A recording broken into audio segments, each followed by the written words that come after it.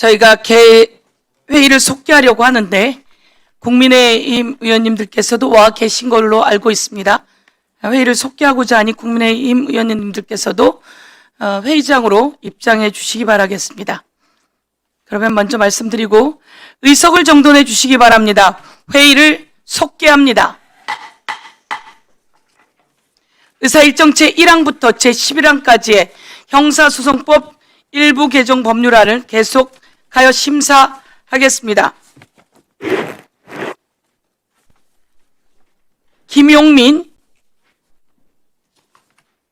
박지원 안건조정위원회 위원장님을 중심으로 안건조정위원회가 잘 이루어졌습니다. 심사 결과 보고는 김용민 위원께서 보고해 주시겠습니다. 김용민 의원님, 심사 결과 보고해 주십시오.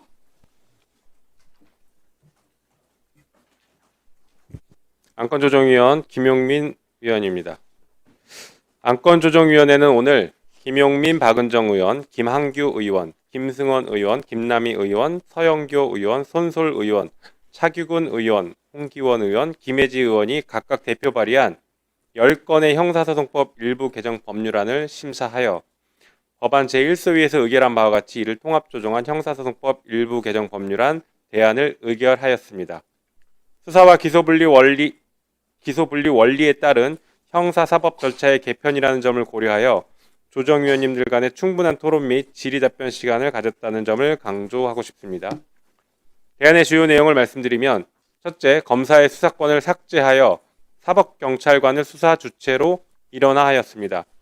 둘째, 검사의 사법경찰관에 대한 보안수사 요구 대상 및 범위를 정비하면서 검사의 권한을 강화하였습니다.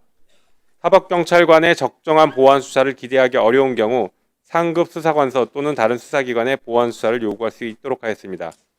셋째, 수사 지연이나 권리침해 등이 있는 경우 고소인 등이 수사관서의 장에게 이의를 제기할 수 있도록 하고, 이의 신청을 위해 수사관계 기록의 열람 등사를 신청할 수 있도록 하였습니다. 보다 자세한 사항은 위원님 노트북에 게재된 자료를 참고해 주시기 바랍니다. 이상 보고를 마치겠습니다. 예, 김용민 위원님, 그리고 박지원 조정위원장님을 비롯한 안건조정위원회 위원님들 수고 많으셨습니다. 안건조정위원회에서 심사 보고한 내용에 대해 의견 있으신 위원님께서는 말씀해 주십시오. 토론 시간은 3분으로 하도록 하겠습니다. 토론하실 위원님 계십니까? 예, 김남희 위원님 토론해 주십시오. 광명을 김남희 의원입니다. 이번에 사회적 약자인 피해자를 두텁게 보호하기 위해서 지금 260조의 재정 신청의 대상에 사회적 약자에 대한 범죄의 고발인까지 확대되는 내용이 포함되었습니다.